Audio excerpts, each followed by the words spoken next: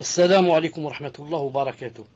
إن الحمد لله نحمده ونستعينه ونستغفره ونعوذ بالله من شرور أنفسنا ومن سيئات أعمالنا.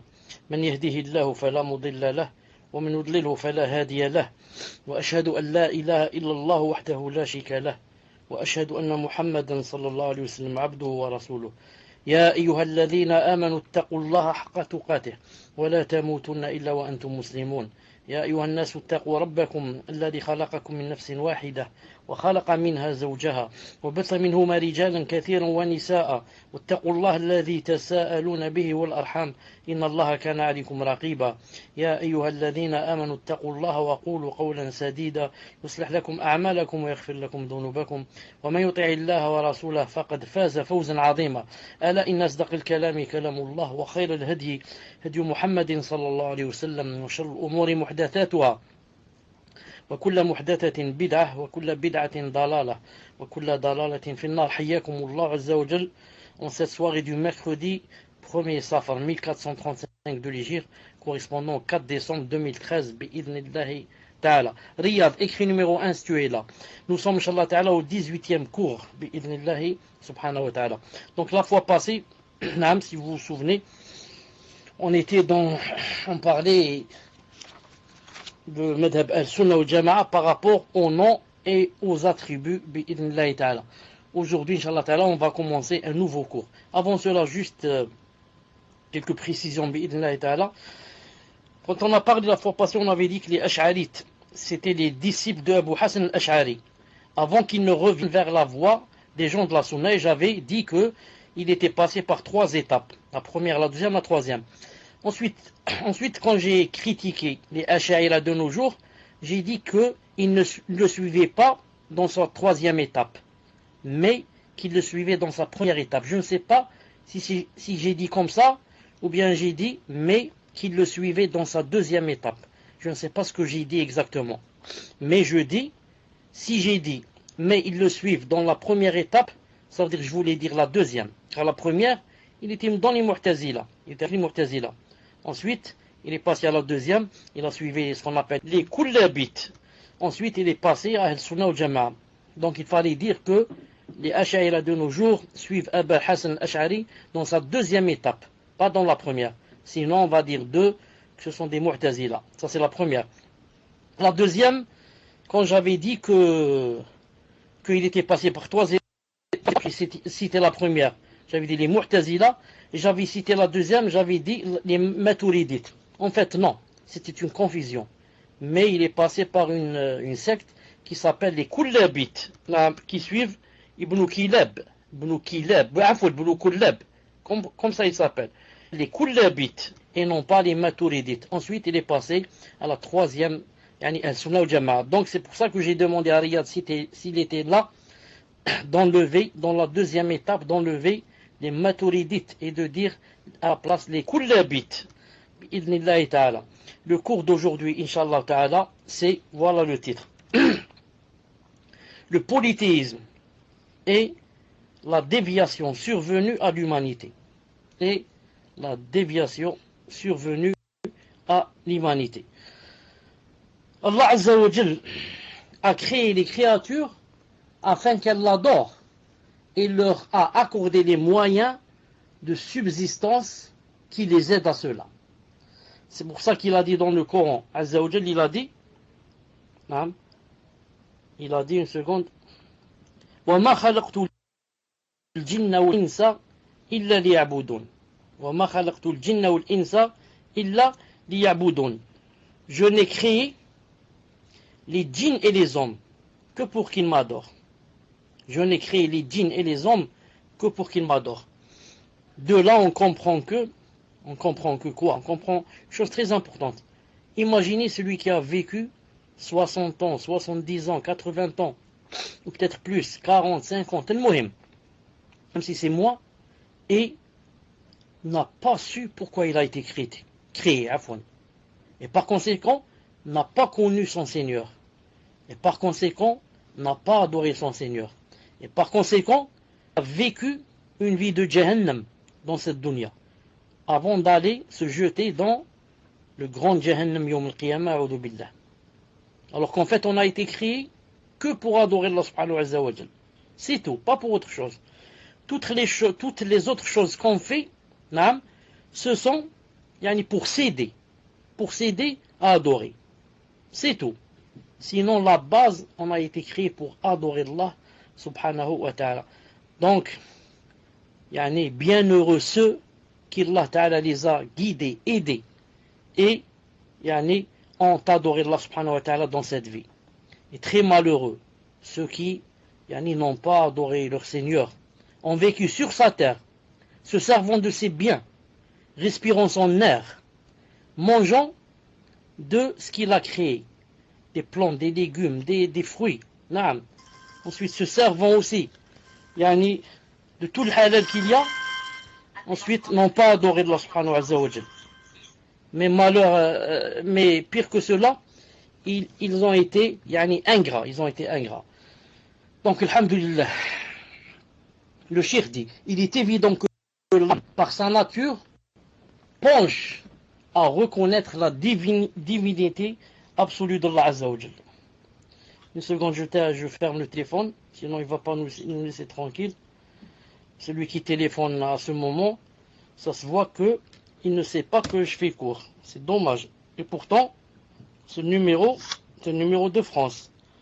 Donc c'est quelqu'un qui n'assiste pas au cours. Non. Une seconde. Fawzi, c'est pas toi qui veux faire les problèmes?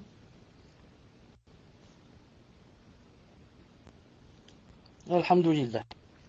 Je disais, le Cheikh Hafidh dit, il est évident que l'âme, par sa nature, cherche à reconnaître la divinité absolue de Allah Azza wa Jal. L'aime et l'adore sans lui associer d'autres divinités. Je répète, il est évident que l'âme, par sa nature, penche à reconnaître la divinité absolue de Allah Azza wa Jal, l'aime et l'adore sans lui associer d'autres divinités. Comme ça, Allah Ta'ala a créé l'âme. L'âme, s'il n'y avait pas les shayatines et les fausses conceptions et les fausses idéologies qui l'entachent, elle se serait dirigée vers son Seigneur Allah Azza wa Jal pour l'adorer et l'aimer. Mais il y a des shayatines de toutes sortes qui la dévient, qui dévient son chemin. Son cheikh va dire cela, mais elle en est détournée et est influencée par ce que les diables parmi les humains et les djinns lui enjolivent en s'inspirant trompeusement les uns aux autres des paroles trompeuses et attirantes. Vous avez compris? S'il n'y avait pas ces diables, toute personne que Allah Ta'ala a créée aurait adoré Allah Azza wa Jal, et l'aurait même l'aimé et fait son possible pour le ravir. Mais elles ont détourné et influencé parce que les diables, parmi les humains et les djinns, lui ondissent en s'inspirant trompeusement les uns aux autres des paroles trompeuses et attirantes. Donc l'unicité de Allah Azza wa Jal est ancrée dans la nature innée de l'homme. Le fitra. Sa fitra, se trouve l'unicité de Allah Azza wa Jal. L'unicité de Allah Azza wa Jal est ancrée dans la nature innée de l'homme. Tandis que l'association, shirk, lui est contingente et étrangère. La base chez l'être humain, normalement, c'est quoi? Normalement, c'est l'unicité de Allah Azza wa Jal, c'est pas shirk. Shirk est venu gâcher la chose et enlever ce qu'il y avait. Sinon, la base, Allah Ta'ala a créé la personne pour qu'elle l'adore et l'a aidé pour qu'elle l'adore. Mais il y a des courants, des shayatines, etc., qui lui changent, le dévient du vrai chemin. Allah Azza wa Jalla dans le Coran, Ma uridu minhum min rizq wa ma uridu yut'imun. Ça c'est le même verset. C'est-à-dire que Allah Ta'ala nous a créé pour l'adoration. Il ne cherche pas une subsistance. Et il dit, je ne veux pas qu'il me nourrisse. Ensuite il a dit, Inna Allaha huwa ar-razzaqu dhul quwwatil matin. En fait, Allah Azza wa Jal, c'est lui le grand, le pourvoyeur, le détenteur de la force l'inébranlable. Allah Azza wa Jal n'a besoin de personne pour l'aider ou bien lui donner la substance ou bien quoi que ce soit. C'est lui qui donne, c'est lui le détenteur.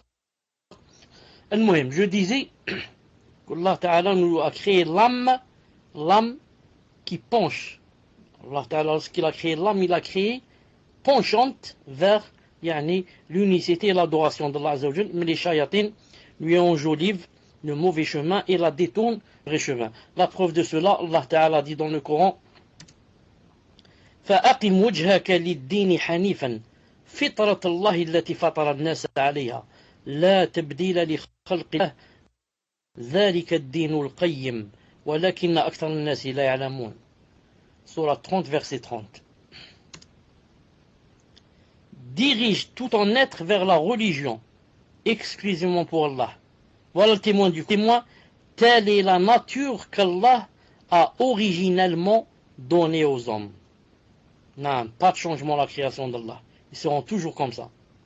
Donc, dirige tout ton être vers la religion, exclusivement Allah. Ensuite, il a dit, telle est la nature qu'Allah a originellement donnée aux hommes, aux êtres humains. Il leur a donné cette nature que quoi? Se dirige vers la religion, exclusivement pour Allah. Comme ça, il les a créés, pour qu'ils se dirigent et prêts à se diriger. Prêts. Non, si ce n'est, comme j'ai dit, les shayatines et les fausses conceptions et la société où les gens vivent, s'ils vivent avec des kuffars, etc., ils seront influencés comme ça. Non. Al-Muhim. Le cheikh dit, Hafidahullah, il a dit, le prophète, alayhi salatu salam, aussi a dit, pour renforcer cela, il a dit, ما من مولود إلا يولد على الفطرة فأبواه يهودانه أو ينصران أو يمجسانه, apporté par Al-Bukhari 1358 et Muslim aussi. Le prophète alayhi salam a dit, tout nouveau-né né sur la prédisposition naturelle, fitra. Tout nouveau-né né avec l'islam dans son cœur, prêt à l'embrasser. Mais ensuite, qu'est-ce qu'il y a? Ce sont ses parents qui le rendent juif, chrétien ou mazdéen, Medjous. Mazdéen, les adorateurs du feu, comme les Perses, les Iraniens, les adorateurs du feu, qui se sont cachés derrière l'islam, za'ma, en aimant et en défendant la famille du prophète, sallallahu alayhi wa sallam, za'ma. Alors qu'au fond, ce sont des adorateurs du feu. Ils n'ont jamais connu l'islam. Al-Muhim, tout nouveau-né, tout bébé, même qu'il soit le bébé d'un bouddhiste, il naît avec l'islam prêt à l'embrasser. Il a dans le cœur la prédisposition naturelle, fitra, qui est l'islam. Ce sont ses parents qui vont l'éduquer et lui donner une éducation juive, chrétienne ou mazdéenne. Cela ne veut pas dire qu'il n'y a pas d'autres religions, il n'y a pas d'autres faux chemins, Mais le prophète, sallallahu alayhi wa sallam, s'est suffi à ces trois, car c'était les plus connus en son époque. Sinon, il y en a d'autres, et beaucoup même. Donc, à l'origine, l'homme, l'être humain, reconnaît l'unité d'Allah Azza wa Jal. L'islam est resté la seule religion depuis Adam alayhi salam et sa descendance durant de nombreux siècles. L'islam est resté la seule religion depuis Adam alayhi salam et sa descendance durant de nombreux siècles. Allah Azza wa Jal a dit dans le Coran: كان الناس أمة واحدة فبعث الله النبيين مبشرين ومنذرين. 213.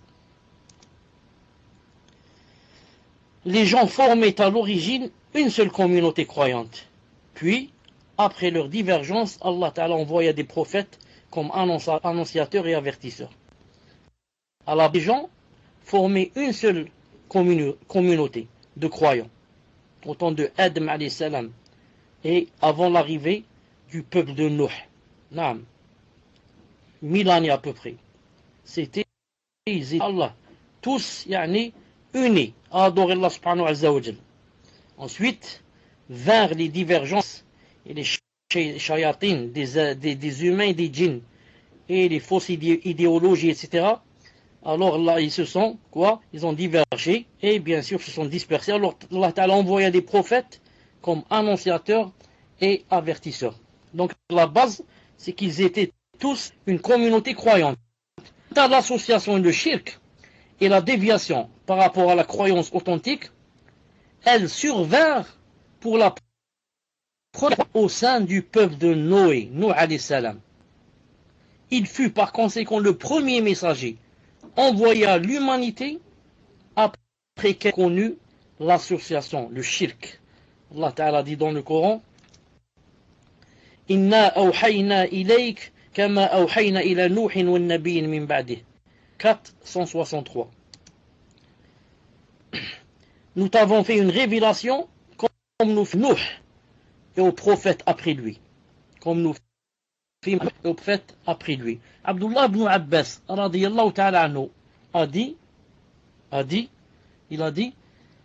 il y eut entre alayhi salam et Nuh alayhi salam 10 générations. 10 générations.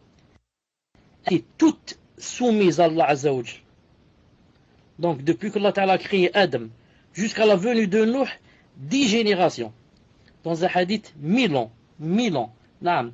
Tous, naam, toutes ces générations soumises à Allah Azza wa Jal. Il n'y avait pas encore de shirk. Ibn al-Qayyim, qu'Allah Ta'ala lui fasse miséricorde, a dit, cette parole est juste sans aucun doute du fait que Ubay ibn Ka'b lisait ce verset. Ainsi il a dit,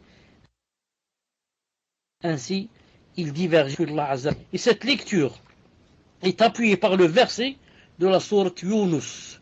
Allah Azza wa Jalla dit, وَمَا كَانُوا إِلَّا أُمَّةً وَاحِدَةً فَاخْتَلَفُوا.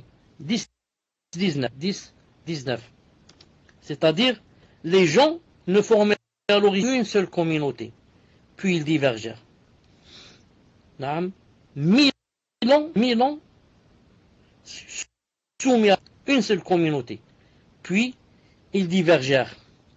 Et il n'a pas cité ici, mais comme vous devez le savoir, vous avez lu ça, que le shirk a commencé avec le peuple de Noé, et a commencé par le fait de vénérer les gens. Ils avaient des gens qui étaient, machallah, ils sont morts, ensuite Shaitan les oubliés. Pourquoi vous n'allez pas construire des statues pour que vous, si vous mouriez, votre descendance, quand elle verrait les statues, elle comprendrait qu'il y avait des gens pieux. Sinon, eux, ils ne vont pas savoir. Vous allez mourir. Shaitan qui est venu leur a dit comme ça, ils ont construit des statues. Ensuite, les de ces vieux qui ont construit des statues, ont commencé à aller voir les statues et dire, Masha'Allah, c'était des savants, c'était des pieux, c'était ceci. Ensuite, leurs fils sont venus et ne savaient pas exactement ce que disait leur père, et leurs petits-fils sont venus. Ensuite, certains ont dit, cela sûrement que nos grands-pères, quand il y avait pas de pluie, et sécheresse, ils venaient leur demander de la pluie, et quand ils n'avaient pas d'enfants, ils venaient demander des enfants, et comme ça. Et Shaitan leur a fait oublier la vraie raison pour laquelle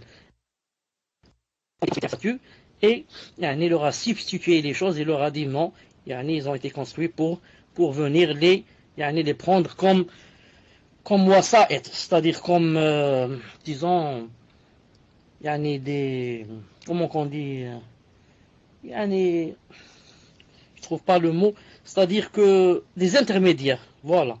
Ce sont des intermédiaires entre Allah Ta'ala et vous pour que, dans la pluie, pour que les enfants, etc. Al-Muhim, Cheikh Fawzan, Hafidahullah, dit, il veut dire par là qu'Allah lui fasse miséricorde. Quand j'ai dit Cheikh Fawzan dit, il est en train de parler de Ibn al-Qayyim, rahimahullah. Il veut dire par là qu'Allah lui fasse miséricorde, que la raison pour laquelle les prophètes furent envoyés, c'est quoi la raison? C'est la divergence par rapport à la religion correcte à laquelle ils adhéraient. Non. Comme c'était aussi le cas des Arabes qui tenaient à la religion d'Ibrahim alayhi salam jusqu'à un certain Amr ibn Luhay al-Khouza'i. Amr ibn Luhay al-Khouza'i, qu'est-ce qu'il a fait? Il vint changer la religion d'Ibrahim alayhi salam et apporta les idoles et les statues en Arabie, notamment au Hijaz. Dès lors, ces idoles furent adorées en dehors d'Allah Azza wa Jal, et l'association se propagea à travers ce pays sacré et ses alentours, parce qu'Allah Azza wa Jal envoya son prophète Muhammad alayhi salam, le sceau des prophètes. Subhanallah al-Azim. Imaginez cet homme-là qui s'appelle Luhay al-Khouza'i. Amr ibn Luhay al-Khouza'i, c'est le premier à avoir ramené des statues en Arabie pour qu'elles soient adorées. Et le shaitan l'a aidé, ça a marché. Et ils ont commencé à faire le shirk et à adorer les statues, alors qu'auparavant, ils adoraient le din, suivaient le din d'Ibrahim. Alors imagine cette personne, que sera son châtiment Yawm al-Qiyamah? Que sera son châtiment Yawm al-Qiyamah? D'ailleurs, je connais un hadith du prophète qui est authentique, qu'il a dit qu'il avait vu ce Amr ibn Luhay en enfer, et que ses intestins étaient comme ça sortis de son ventre, et c'est comme si, je crois, il les tenait par la main et marchait avec en enfer ou quelque chose comme ça, pour dire que tout le shirk qui est venu en Arabie Saoudite, c'est à cause de lui, chez les Arabes. Sinon, ils suivaient Ibrahim alayhi salam. Donc, jusqu'à ce que Allah Azza wa Jal envoya son prophète Muhammad alayhi salam, le sceau des prophètes. Il appela allant à l'unicité d'Allah Azza wa Jal et à suivre la religion d'Ibrahim alayhi salam. Il combattit durement pour Allah jusqu'à ce que le dogme de l'unicité et la voie d'Ibrahim alayhi salam furent établis. Il démolit les idoles et ainsi Allah Azza wa Jal paracheva par lui cette religion et accomplit son bienfait sur la création. Telle fut la voie suivie par les premières générations vertueuses de cette communauté jusqu'à ce que l'ignorance se répande des générations plus tard et qu'elle fût influencée les autres religions. Par conséquent, l'association prit place auprès d'une grande partie de la communauté à cause des prêcheurs de l'égarement. Écoutez bien, à cause des prêcheurs de l'égarement. Comme a dit le prophète, il a dit dans un hadith authentique, il a dit, il y a des prêcheurs ala abwabi jahannam, sur les portes de l'enfer. Subhanallah al-Adim. C'est-à-dire qui te dit, suis-moi, je te jette en enfer. C'est normal, il ne te dit pas ça en parlant. Mais c'est ce qu'il veut lui. C'est ce qu'il veut lui. Il te fait croire des choses qui sont contraires à la aqida, contraires à la religion, et comme ça. Il jette des gens en enfer. C'est ce qu'a voulu dire le prophète sallallahu alayhi wa sallam. Al-Muhim. Par contre, l'association prit place auprès d'une grande partie de la communauté à cause des prêcheurs de l'égarement et des constructions de mausolées. Sous prétexte de quoi? Sous prétexte de glorifier les saints et les pieux et d'affirmer leur amour pour eux, au point de faire de leurs tombeaux des édifices adoptés comme idoles, adorés en dehors d'Allah Azza wa Jal, leur rendant diverses sortes de cultes, tels que l'invocation. Ils vont là-bas et ils font des doigts, l'imploration du secours. Aidez-moi, aidez-moi, j'ai des problèmes, aidez-moi, je ne peux pas avoir d'enfant, aidez-moi, je n'ai pas pu guérir, j'ai vu tous les médecins, il n'y a pas de résultat. L'immolation. Ils vont là-bas, prennent des chèvres, etc. Ils les immolent là-bas pour faire plaisir à ce mort et attirer son ravissement. Et l'accomplissement de vœux. Il va là-bas, il dit, ya Sidi Flan, si tu me donnes un enfant et tu aides ma femme qui jusqu'à présent est stérile, tu l'aides à avoir un enfant, de faire telle et telle chose, et de venir égorger ici devant ta tombe, par exemple, il y a deux veaux, et comme ça. Il a dit, ils ont appelé ces pratiques, comment qu'ils les appellent? Ils changent de nom, c'est tout, ils vont pas dire c'est du shirk. Ils appellent ça sollicitation des et manifestation de leur amour. Ils croient qu'en changeant le nom, le jugement va changer. C'est comme si quelqu'un qui va boire de l'alcool, il dit pas c'est du vin, c'est de la bière. Non, il dit c'est juste, comme ils disent en arabe, mashroub rouhi. Ils disent c'est une boisson spirituelle, une boisson de l'âme, c'est juste pour quelques plaisirs. Mais il ne veut pas l'appeler alcool, ou bien bière, ou bien vin, ou bien whisky. Il va dire non, ça c'est haram. Mais ça c'est juste, Et d'ailleurs le prophète islam a dit dans un hadith authentique, a dit que ma ummati, ma communauté boira le vin, ou bien l'alcool, en l'appelant par d'autres noms. Comme ça il a dit sallallahu alayhi wa sallam. Donc, ils appellent ça sollicitation des pieux et manifestation de leur amour. Sans que ce soit, selon eux, une adoration vouée au saint. Mais ces gens-là ont oublié que ces paroles, ce qu'ils disent là, c'était celles des premiers associateurs aussi. Ces paroles sont justement les mêmes paroles qu'avaient dit les associateurs avant eux, lorsqu'ils ont dit, Allah Ta'ala cité dans le Coran, 39.3. En fait, nous ne les adorons que pour qu'ils nous rapprochent davantage d'Allah. Non, nous pas ceux qui sont morts. On n'adore pas ceux qui sont dans le tombeau. Non, hasha.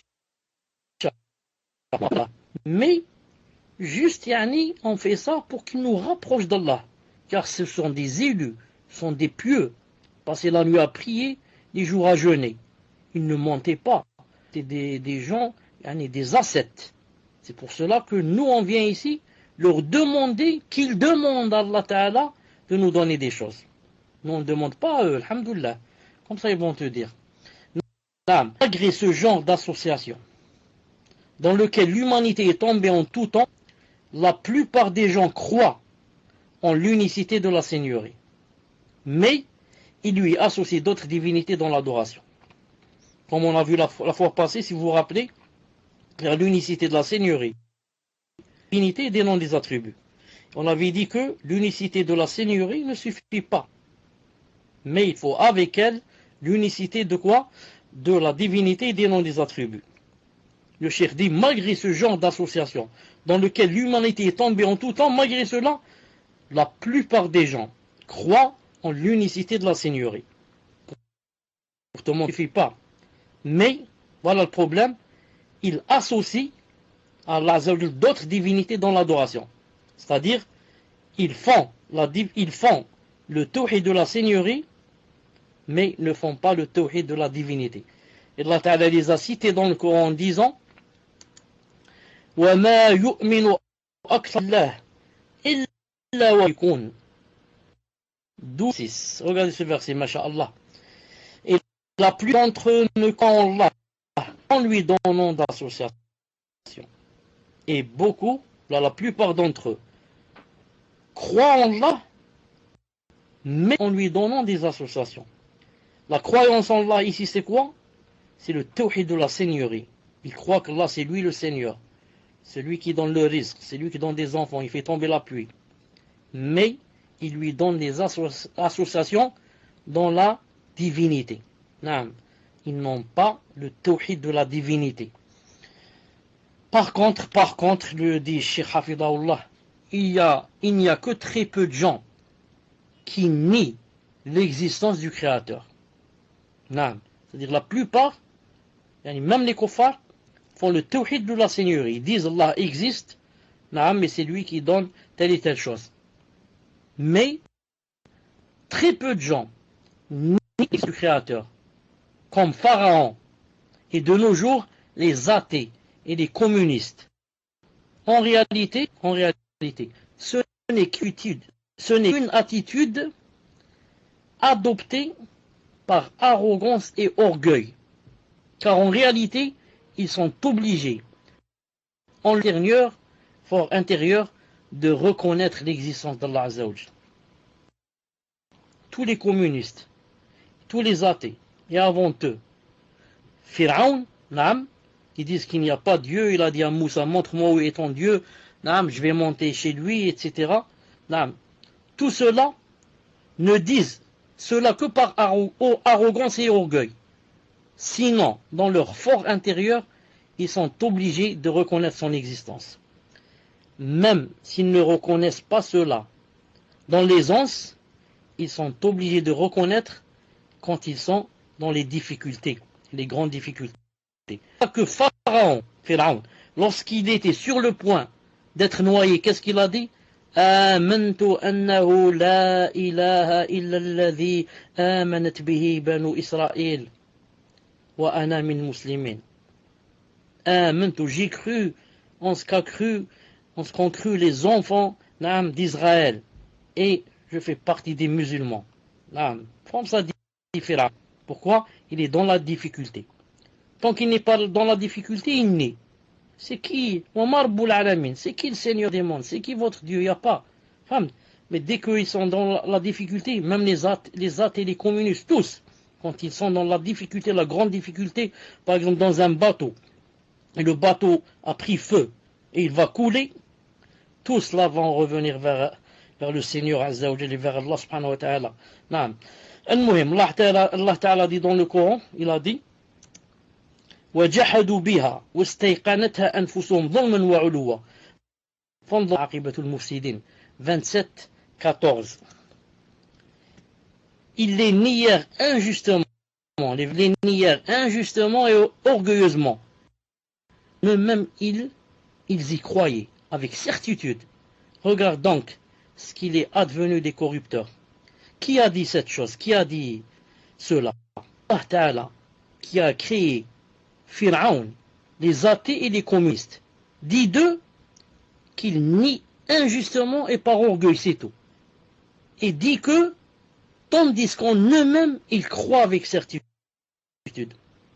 Donc, si c'était une personne qui nous a dit ça, on va dire, la personne ne peut pas savoir ce qu'il y a dans les cœurs.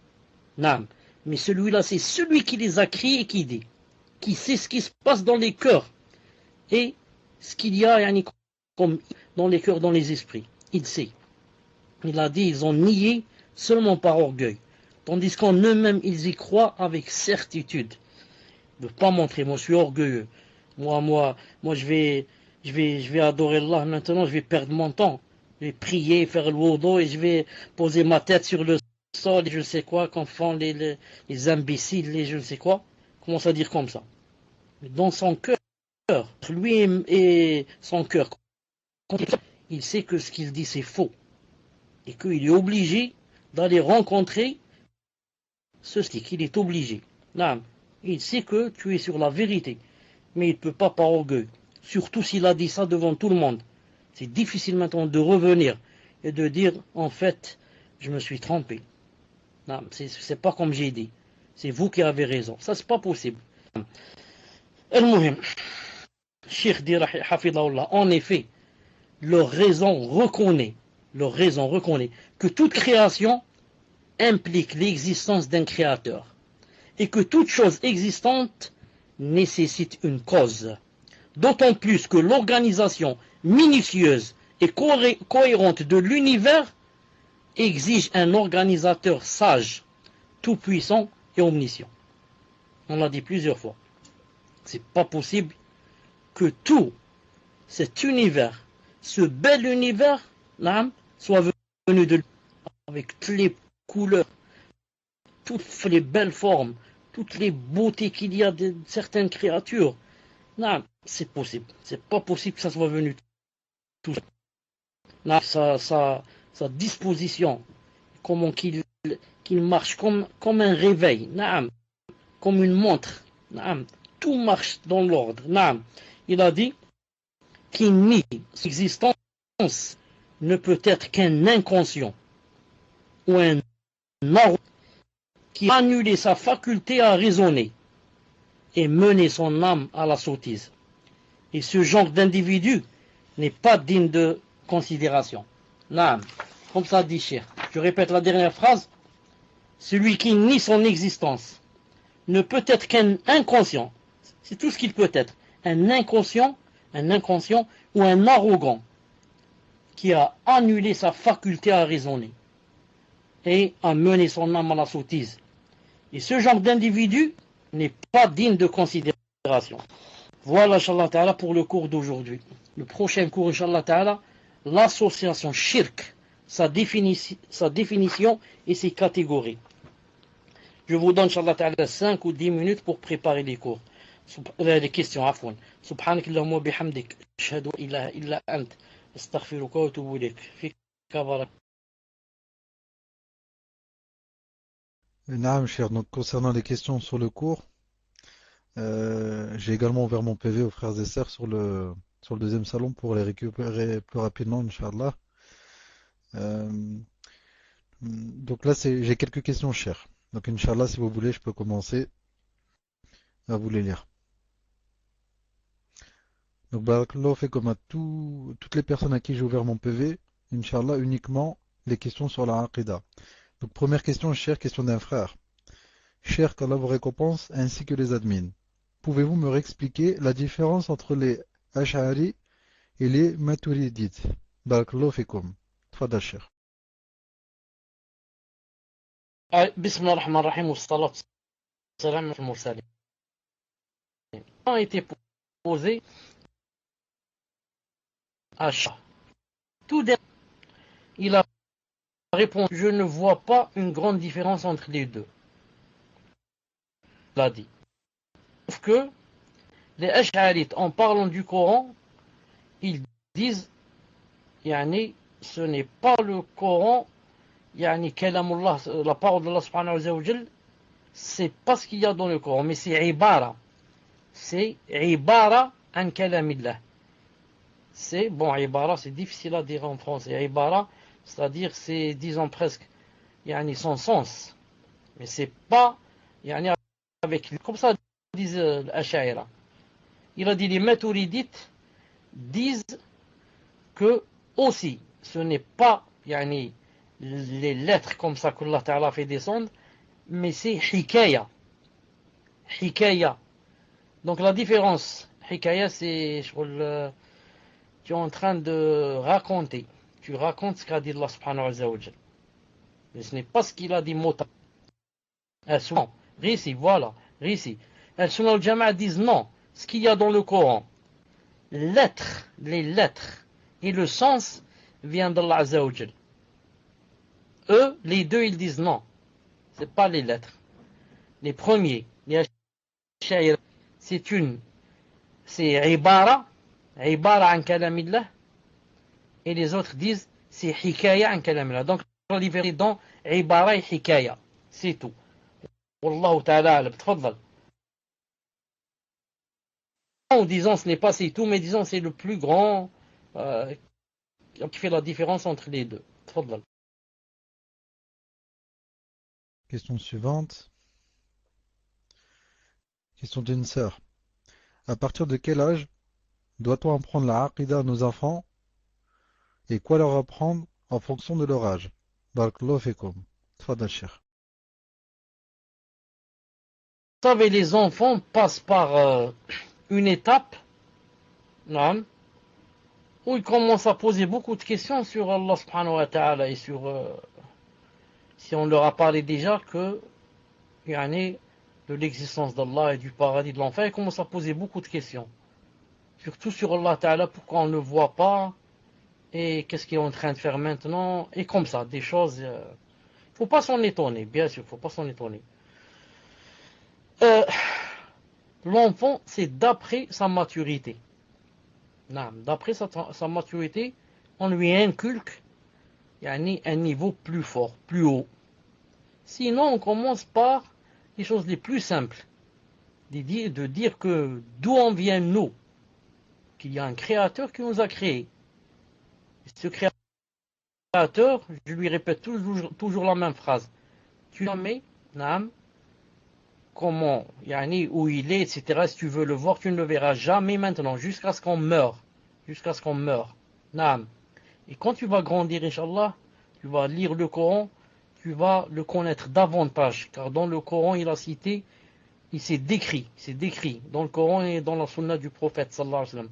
Et je parle de Aqidah, je parle des choses simples, comme qu'il y a, quand on meurt, on va rencontrer notre Seigneur.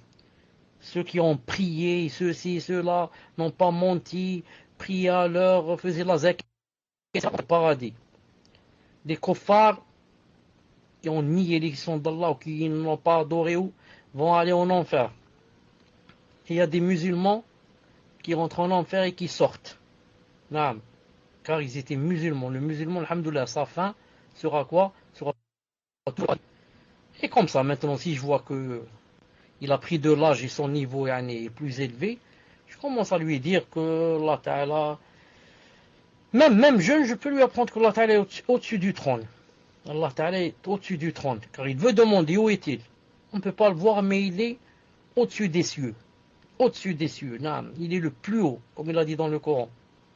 Et comme ça, mais je commence pas, par exemple, à son âge, je vais lui dire que, le SMO, disons que la volonté se divise en volonté universelle et juridique.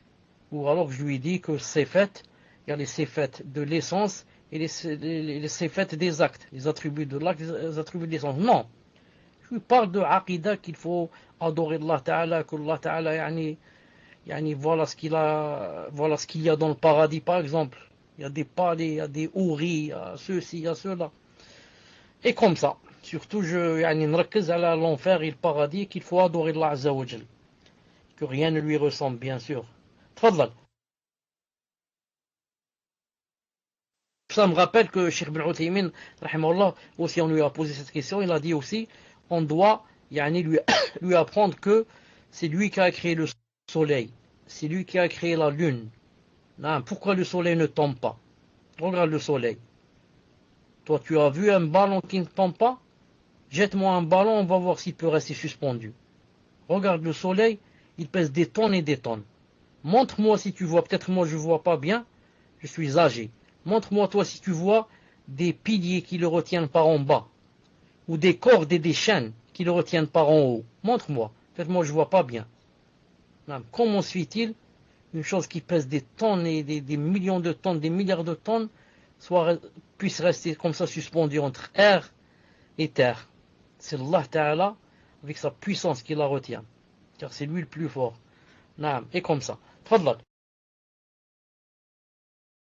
Question suivante. Cher Hayakumullah, est-il vrai que l'apprentissage du tawhid est une obligation religieuse avant de faire da'wah et que notre messager, sallallahu alayhi wa sallam, a prêché 13 ans de tawhid? Tfadal, cher. Non, une seconde, je vous donne un verset. Une seconde, je vous donne.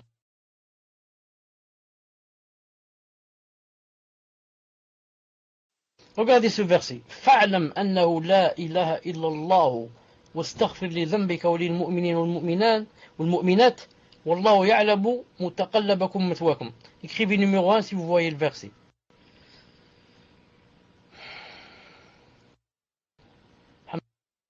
Alhamdulillah. Donc, 34, 5. Sur la 34, verset 5.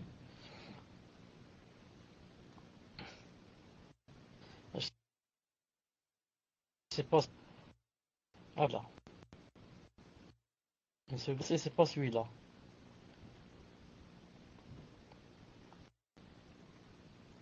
Cinq. J'ai dit. Quel verset? C'était quoi? C'était. Voilà. Sache donc en vérité. Voilà, maintenant c'est ça le verset. Sache donc qu'en vérité il n'y a point de divinité par Allah, et implore le pardon pour ton péché, ainsi que pour les... Pourquoi le verset? Il a dit que est-ce qu'on commence par la Aqidah, ensuite, regardez là, sache qu'en vérité il n'y a point Allah. Ensuite, ça coupe. Sorry, je reviens, Inch'Allah.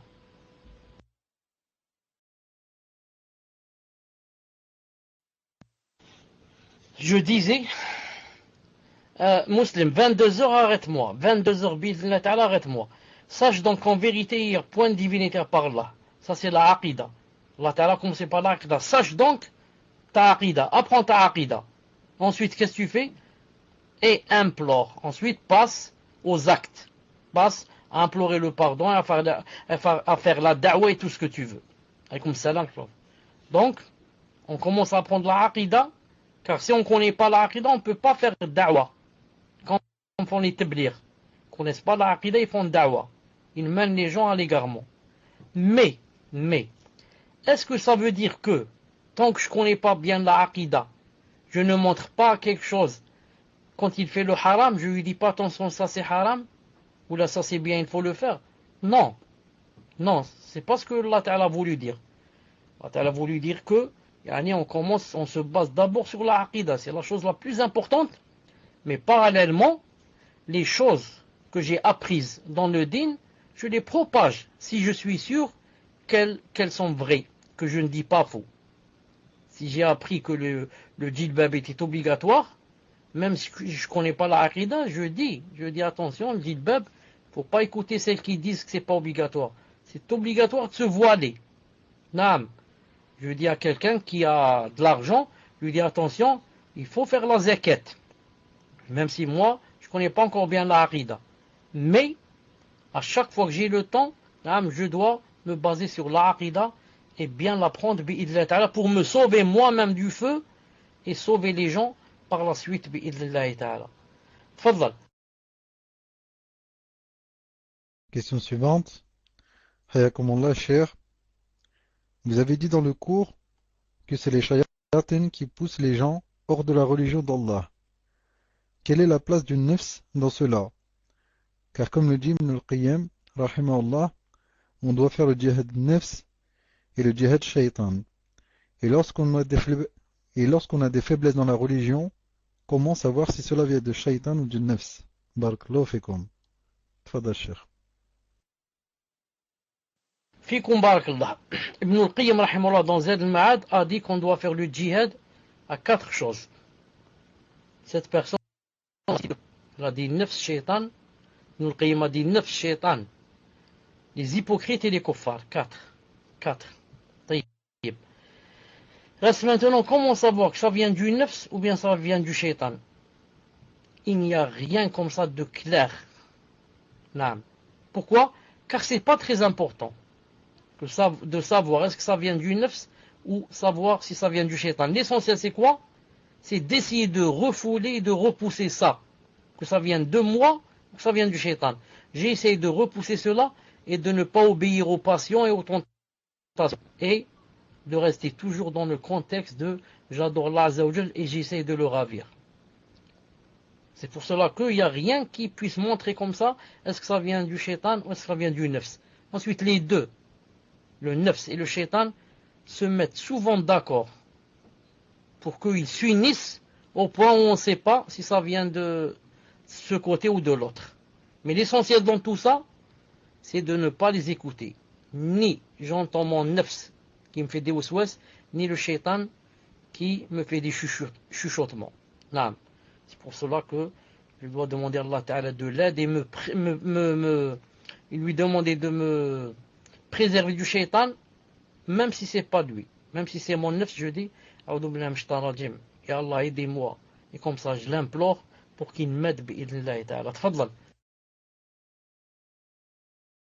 Question suivante. Cher, qu'Allah vous préserve et vous accorde le Firdaus, ainsi qu'à tous les croyants et croyantes.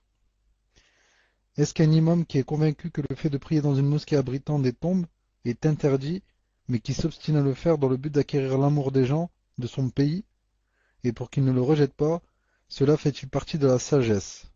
Barakallahu fikum, qu'Allah vous préserve, cher. Tfadal, cher.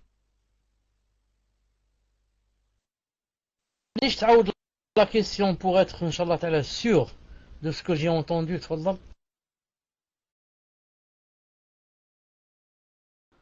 On va passer à une autre question, Inch'Allah. Salam alaikum, ya Sheikhana. J'aimerais savoir si on pourrait toucher Allah au paradis ou s'il y a aucun dalil à ça. Car le prophète sallallahu alayhi wa sallam avait senti la main d'Allah sur son épaule. Barakallahu fikum cheikh. Tafadal cheikh.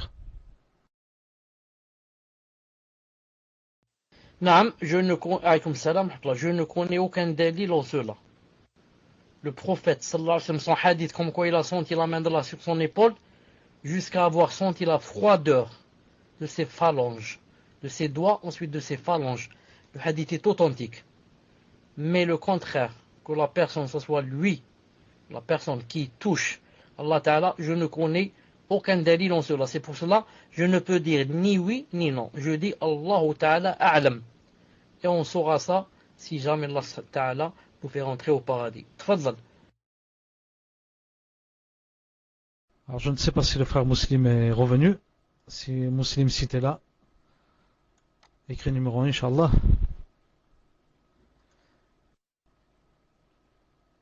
Ou sinon on va passer à une autre question, Inch'Allah.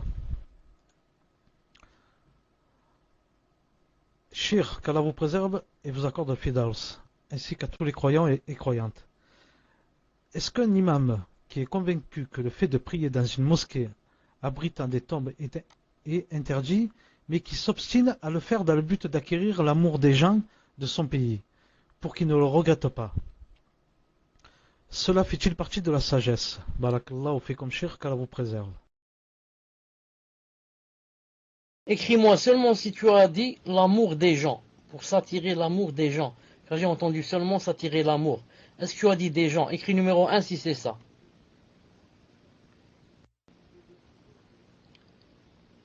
Alhamdulillah.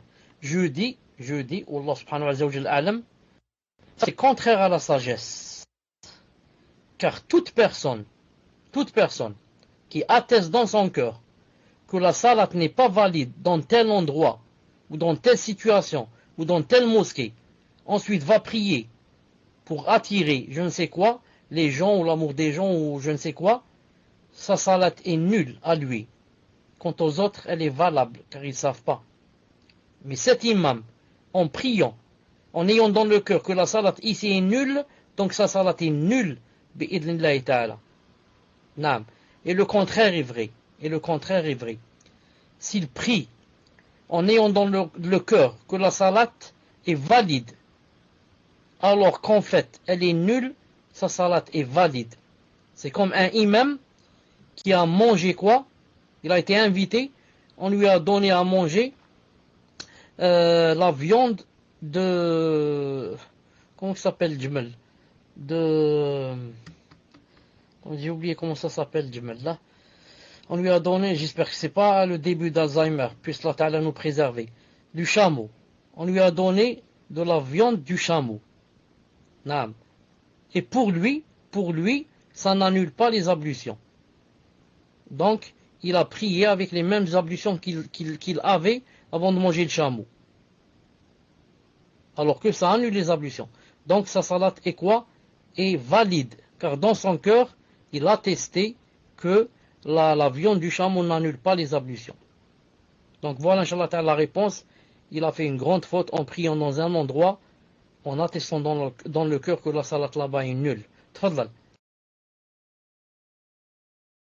Inch'Allah, apparemment Mousselim ne me répond pas, il est toujours pas là. Et Cheikh, ça va être une question hors cours, car je n'ai pas les autres questions. Alors si Mousselim tu es là, Inch'Allah,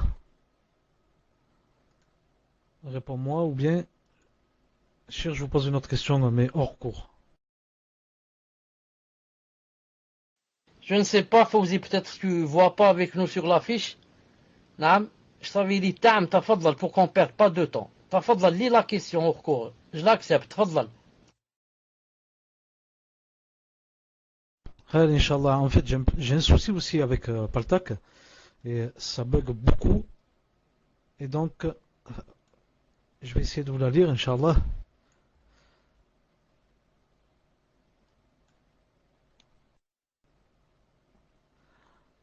Assalamu alaikum, Cheikh.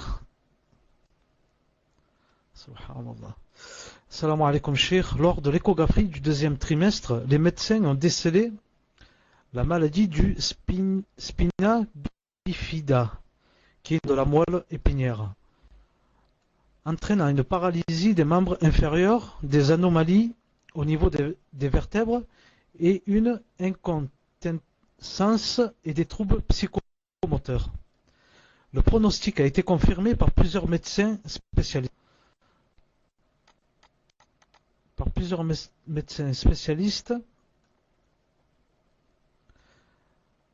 Ce n'est donc pas une hypothèse. La malformation est bien réelle et bien visible lors de l'échographie. À vue de la gravité de cette maladie et de ses conséquences sur la vie de cet enfant, on nous conseille fortement l'interruption médicale de grossesse. Religieusement, quelle décision serait la plus aimée par Allah et la moins pénible pour l'enfant? Barakallahu fikum, Cheikh. Tafaddal. Qu'est-ce que tu as dit qu'on leur conseille? Tu as dit, on nous conseille. Qu'est-ce qu'ils leur ont conseillé? J'ai pas compris le mot. Tfaddal.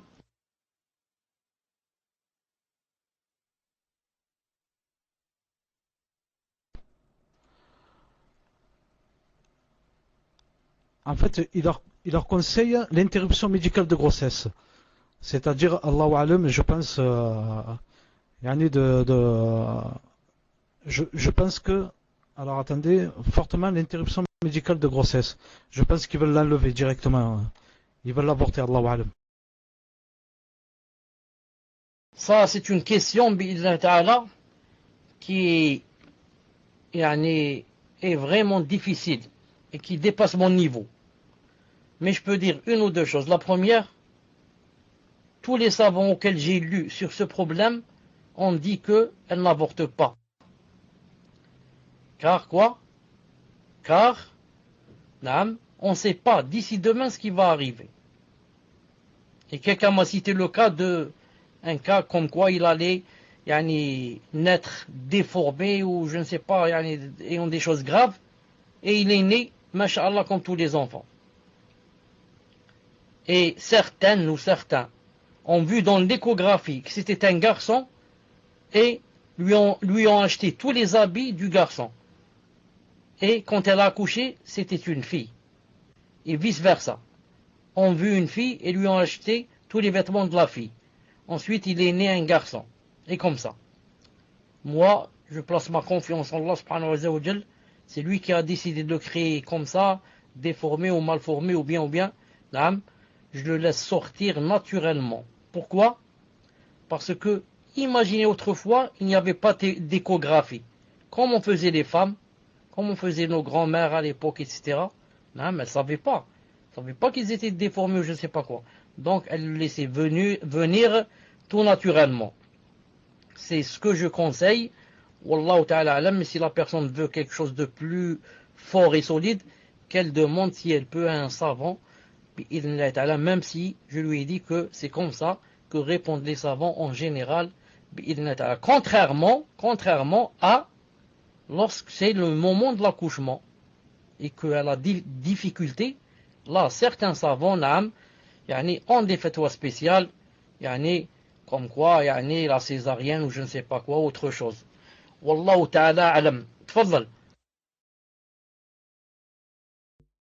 Assalamu alaikum. Est-ce que vous avez du son? Assalamu alaikum. Fi saut, min fadlikum, alhamdulillah. Donc je reprends les questions, incha'Allah. Donc question d'une sœur. Bismillah, Allah vous préserve, cher, ma sœur est enceinte de 7 mois. Et les médecins lui ont dit que le fœtus était atteint de trisomie 18, ce qui entraîne dans la majeure partie des cas un décès unitéro, ou à la naissance, Wallahu alam.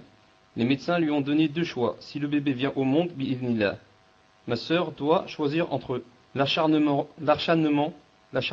thérapeutique pour réanimer le bébé au risque de le faire souffrir, ou uniquement choisir les soins de base et laisser le bébé décéder si Allah en a décidé ainsi. Jazakallahu khair. Il me semble que cette question, Allah ta'ala alam, n'est pas loin. Elle place sa confiance en Allah Azza wa Jal et attend ce que Allah Ta'ala a décidé après l'accouchement. Après l'accouchement, elle va voir et elle demande, Inch'Allah Ta'ala, et on lui répond, Bidna Ta'ala. Naam. Elle attend l'accouchement et après, on verra, elle place sa confiance en Allah Azza wa Jal et fait les doigts en demandant à Allah Ta'ala de lui donner un bébé, masha'Allah, comme tous les bébés du monde. Et elle attend l'accouchement et on verra, bi'idhnillahi ta'ala. Tfadlal. Salam alaikum. Salam alaikum wa rahmatullah. Qu'Allah vous préserve. Je voulais savoir si le fait de lire Surat Al-Mulk tous les soirs préservé du châtiment de la tombe. Et aussi, Shir, je vous ai envoyé un email. Est-ce que vous l'avez reçu? Barakallahu fikum.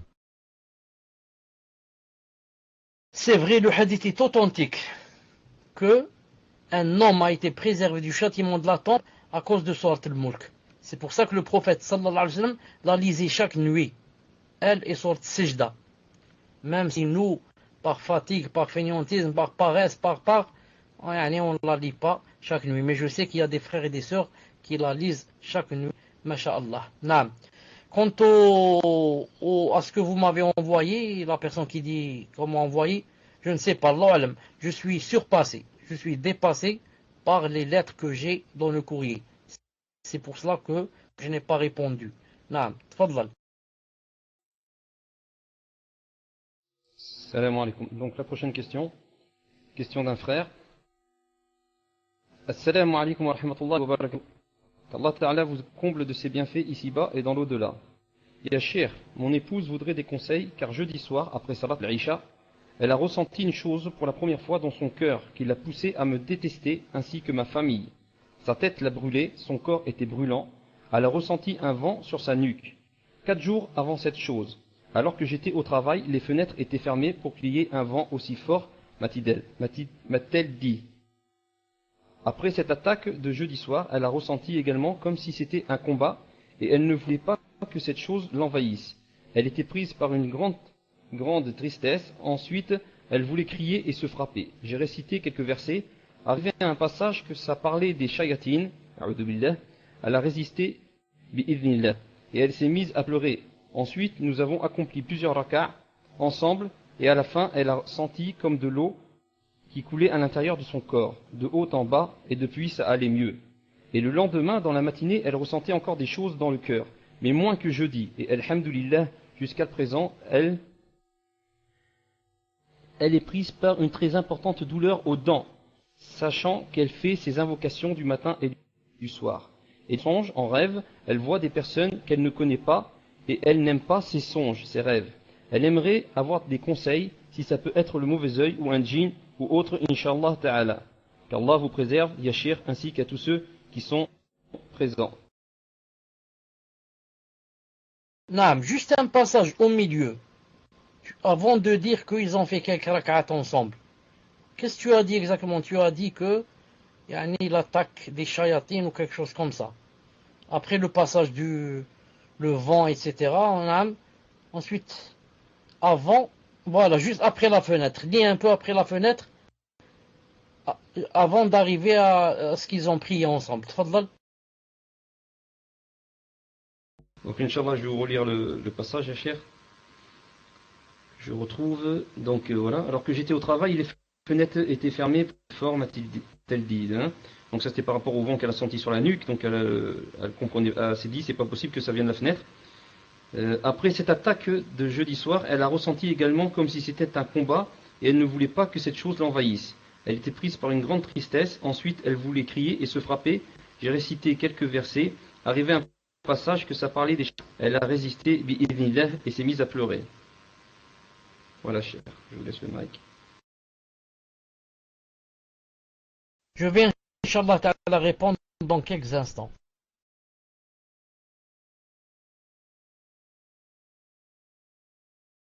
Donc je dis que, en fait, ce qui s'est passé, c'est un peu louche. C'est un peu louche dans le sens où c'est sûr que, ça a rapport avec l'une des trois choses. Le mauvais œil, le sihr ou le djinn. Même si moi, mais c'est juste un avis, j'opte un peu pour le djinn. Beaucoup plus que pour le sihr ou le mauvais œil, mais Allah Ta'ala alam. Je dis surtout que on sait que, d'après ce que disent les savants, que le djinn, en fait, quand il vient sous forme de vent. C'est comme un vent comme ça, qui pénètre dans la personne, car il ne peut pas pénétrer comme ça en venant sous la forme d'un corps. Avec un corps, il ne peut pas rentrer, mais qui vient comme ça, sous forme de vent, pour entrer, certaines disent sous forme de fumée, comme une fumée comme ça, qui rentre par le nez ou par les oreilles, par les yeux. Al-Muhim. Si quelqu'un va dire, ou si la sœur va dire pourtant, ou son mari va dire pourtant, elle fait les adhkar du matin et du soir. On va dire la réponse est deux choses. La première, est-ce que quelqu'un fait les adhkar plus ou la mieux que le prophète sallallahu alayhi wa sallam? Et pourtant il a été touché d'un sihr. Et pourtant il a été touché d'un sihr, le sihr du juif, l'Abil As qu'on connaissait. Ça, dans le Bukhari. Naam, alhamdoulilah. Ça. Et la deuxième des choses qu'on puisse dire aussi, c'est que la personne, même si elle fait le découla, elle a des moments de faiblesse. Et le djinn, le sihr, quand il vient ramené par un djinn ou là, il guette le moment de faiblesse, le moment où la personne est dans l'insouciance, ou en train de la musique, ou l'âme. Il guette donc le moment de l'insouciance, c'est là qu'il. Ou alors il guette le moment de la grande colère. La personne est dans une grande colère, et c'est plus ce qu'elle dit, là il profite pour prendre place dans son corps, puisse Allah subhanahu wa ta'ala nous préserver. Je dis donc, la personne doit, même son mari est là, puis il doit lui faire la ruqya bi'idhnillah ta'ala, lui lire comme ça, du Coran, etc. Lire surtout les ayats qui ont rapport par exemple avec le sihr, pour voir, lire le Baqara, c'est très important. Comme a dit le prophète, il a dit, elle contient une baraka, il a dit les sorciers, elle les détruit, ils peuvent pas tenir avec sorte al-Baqara. Ensuite, plus la personne est nouvelle dans ce qu'elle a, comme sihr ou bien mauvais œil, plus c'est facile à soigner. Ce n'est pas comme les personnes qui ont un djinn qui est avec eux depuis 20 ans, 30 ans. Il y en a qui sont comme ça. Il te dit, ça fait 40 ans que je suis avec cette personne. Il te dit, j'ai été éduqué avec elle, on a grandi ensemble. 30, 40 ans, ça c'est beaucoup plus difficile. Mais quand c'est juste ça, quelques jours, quelques semaines, Inch'Allah ta'ala, l'amr est plus facile. Donc la personne, qu'elle ne désespère pas, qu'elle fasse des doigts à Allah subhanahu wa ta'ala, en lui demandant de l'aider,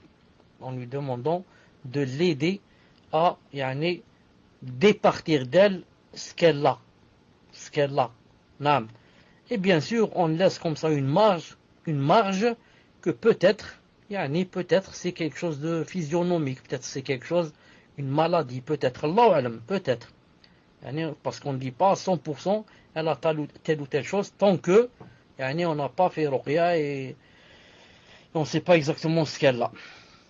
Donc, qu'elle se ressaisisse, qu'elle s'éloigne des choses qui font rentrer la personne dans l'insouciance et le ghafla, qu'elle fasse beaucoup de doigts à Allah subhanahu wa ta'ala, et qu'elle s'entraide elle-même, s'auto-aide, ou bien son mari, en lui faisant la ruqya, inshallah ta'ala, en lui disant, et elle est assise à côté de lui et elle écoute, et il voit la réaction, bi'idhnillahi ta'ala.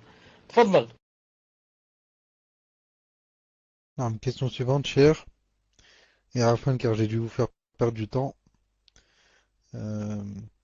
Certaines personnes qui occupent une place dans une certaine mosquée prennent pour excuse que lorsque Moïse, donc Moussa, est redescendu après être resté auprès d'Allah 40 jours et vu les Bani Israël avec le veau, Aaron a dit qu'il n'avait rien pu faire et préférait les laisser sans rien leur dire pour ne pas qu'ils s'éperpillent et ainsi garder la communauté réunie. Ils disent ne pas vouloir parler de la sunna et entre autres de la barbe, de riba, etc.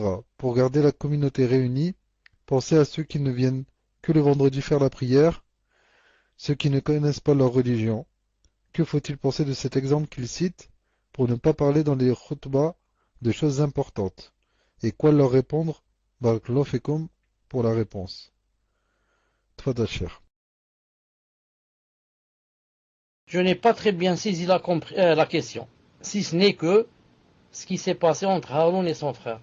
Sinon, j'ai pas très bien compris la question. Tfaddal. En fait, je pense, cher, qu'il parle de l'imam. Certaines personnes qui occupent une place dans une certaine mosquée prennent pour exemple, donc en fait, c'est les personnes qui occupent une place dans une certaine mosquée, wallahu alam, parle de l'imam, et plus loin il dit, ils disent ne pas vouloir parler de la sunna. Donc là, je pense qu'il parle de l'imam, et entre autres de la barbe, de riba, etc., pour garder la communauté réunie. Pensez à ceux qui ne viennent que le vendredi faire la prière, ceux qui ne connaissent pas leur religion, etc. Que faut-il penser de cet exemple qu'il cite pour ne pas parler dans les khutbahs de choses importantes et quoi leur répondre, barakallahu fikum pour la réponse.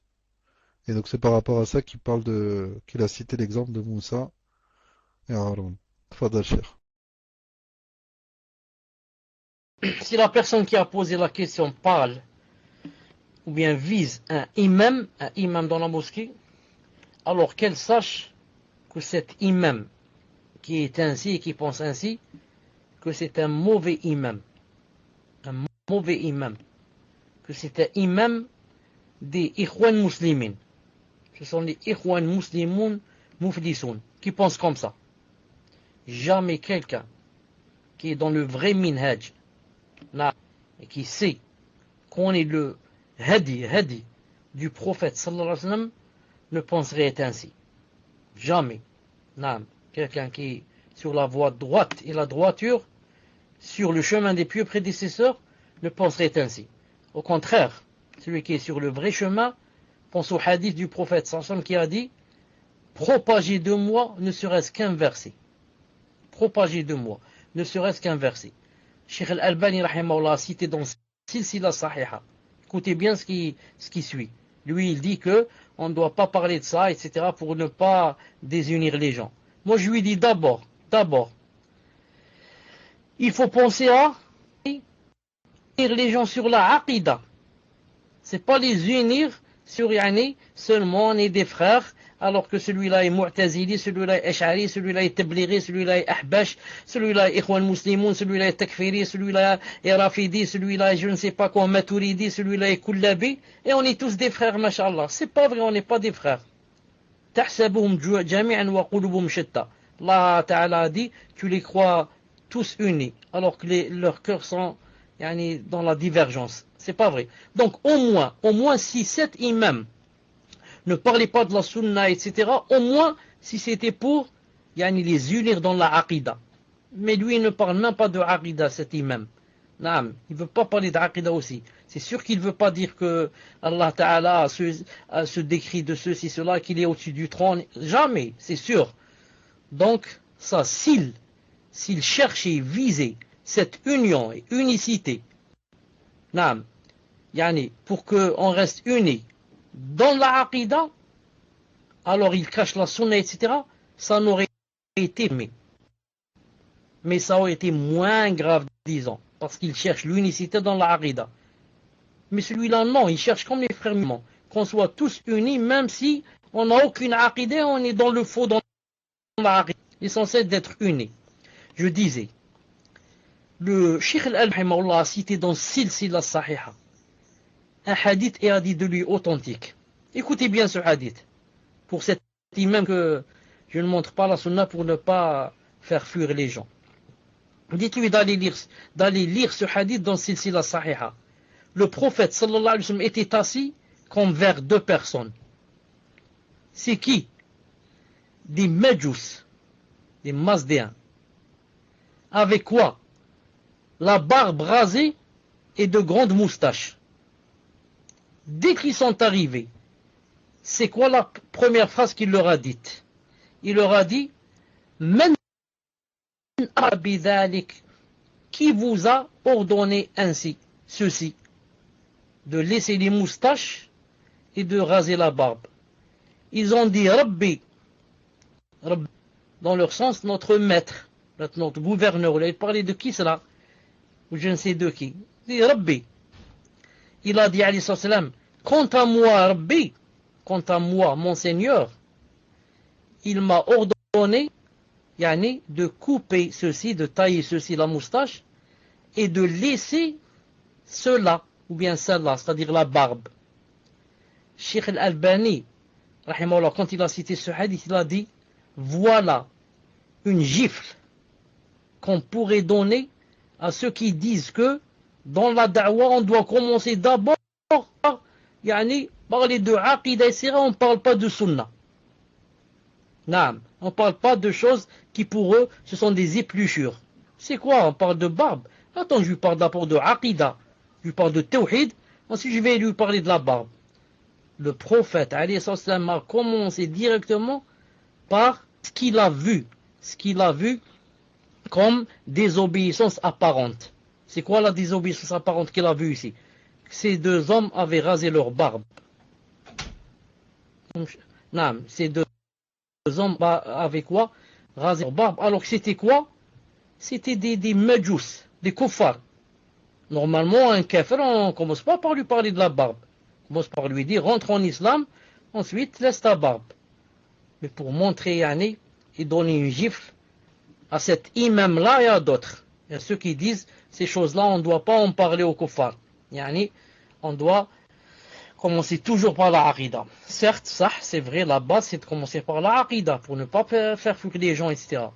Mais ces choses-là ont aussi une importance. Par exemple, ici, ces deux personnes, le prophète sallam n'allait plus les rencontrer. Il ne saurait jamais donc que la barbe est obligatoire. Donc je dis à cet imam, tu te trompes beaucoup. Si tu ne veux pas parler de la sunna et tu veux les unir, ils ne seront jamais unis. Car ils seront unis autour de quoi? Autour des passions et des tentations et des choses qui n'ont rien à voir dans la religion. C'est pour ça que leur union ne va pas tenir. Mais, comme a dit le prophète sallallahu alayhi wa sallam, il a dit, viendra un temps où vous allez voir beaucoup de divergences. Man ya'ish minkum sawfa yara ikhtilafan kathira ou kabira. Vous allez voir beaucoup de divergences. Ensuite, il a donné la solution. Qu'est-ce qu'il a dit? Juste après avoir dit que vous allez voir beaucoup de divergences, il a dit, alaykum bi sunnati wa sunnati al-khulafa'i ar-rashidin al-mahdiyyin min ba'di addu 'alayha bin nawajid. Vous avez vu ce qu'il a dit? Vous allez voir, attention, ceux qui vont vivre de vous vont voir beaucoup de divergences. Alors, qu'est-ce qu'on va faire, ya Rasulullah? Solution? Accrochez-vous à ma sunna. Comment les gens vont s'accrocher à la sunna si toi tu vas taire la sunna, tu vas pas leur apprendre.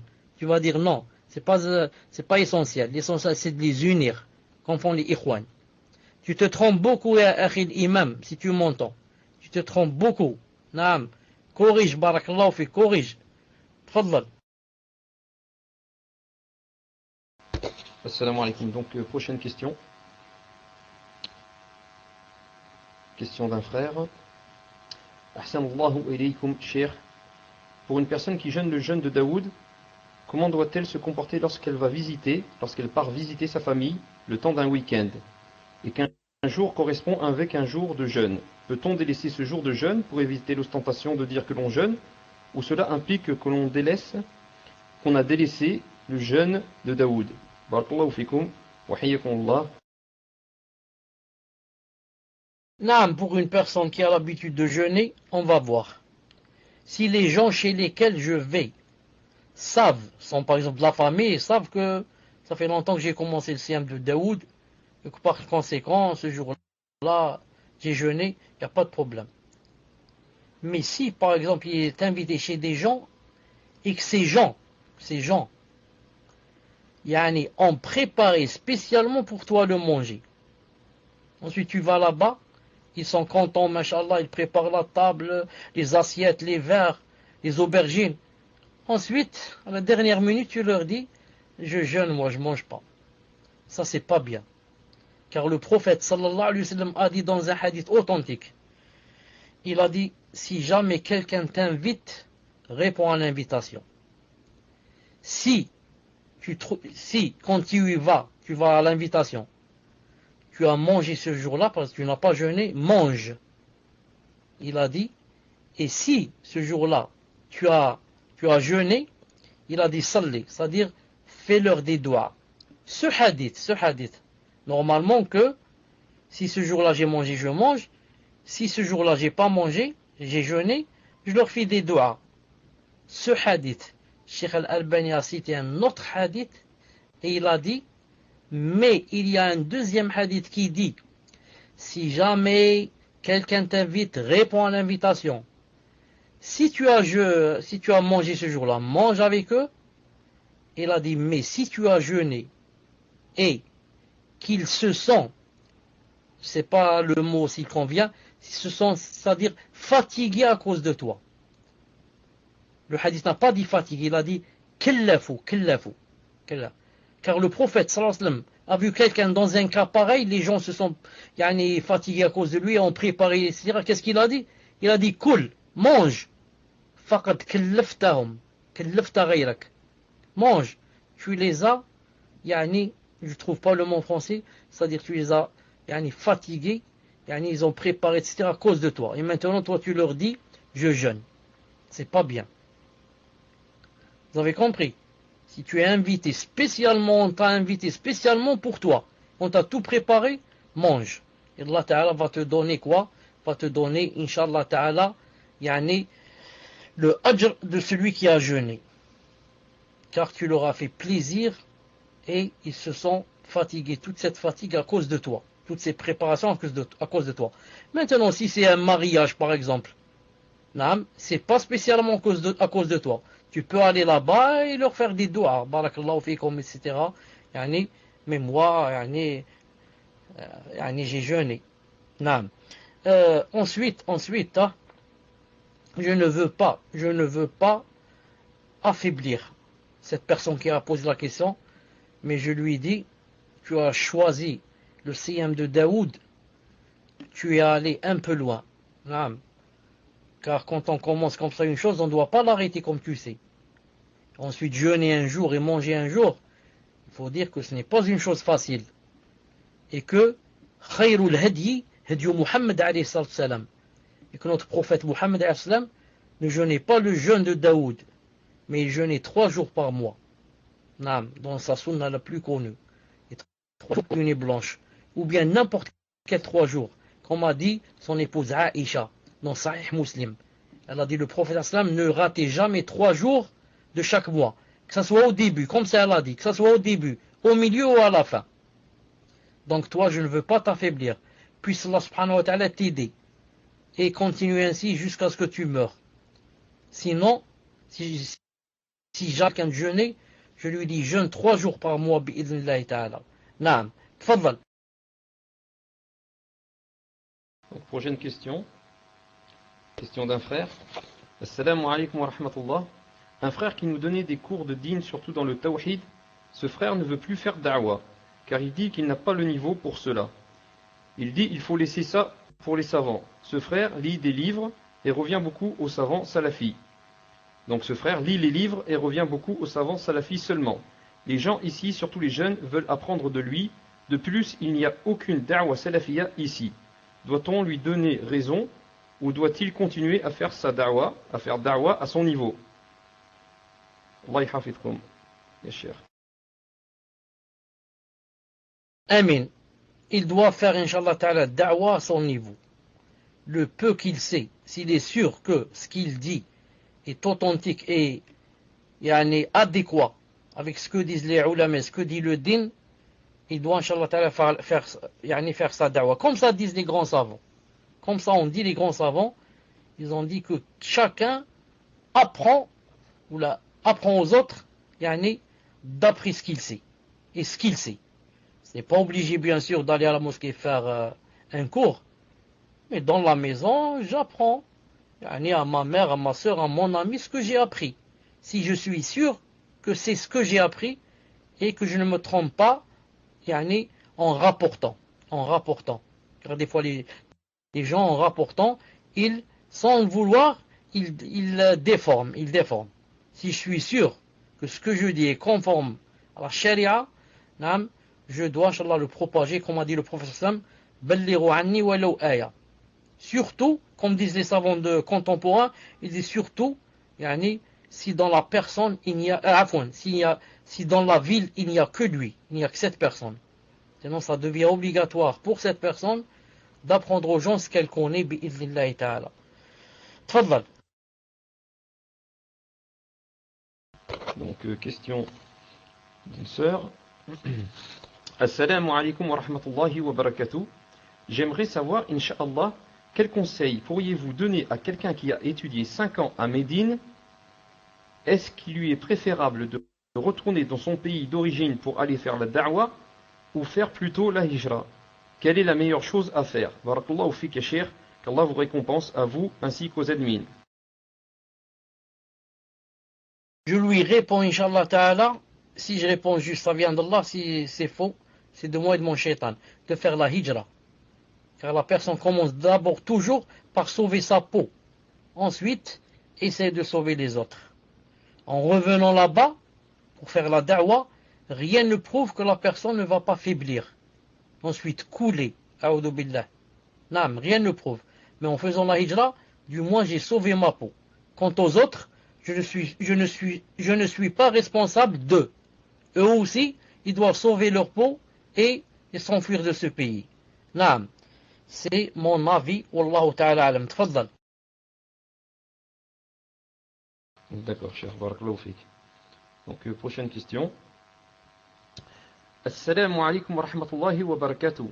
Nous avons pour habitude dans ma communauté d'épargner de l'argent en faisant des cotisations. Exemple, on est 12 personnes, on met chaque mois une somme, exemple, de 500 € par personne. Donc, ce qui fait 6 000 €.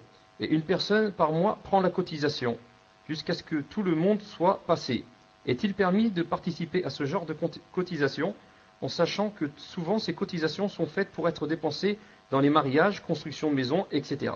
Et beaucoup font de l'ostentation avec en dépassant excessivement dans les mariages. Barakallahu fikum ya cheikh.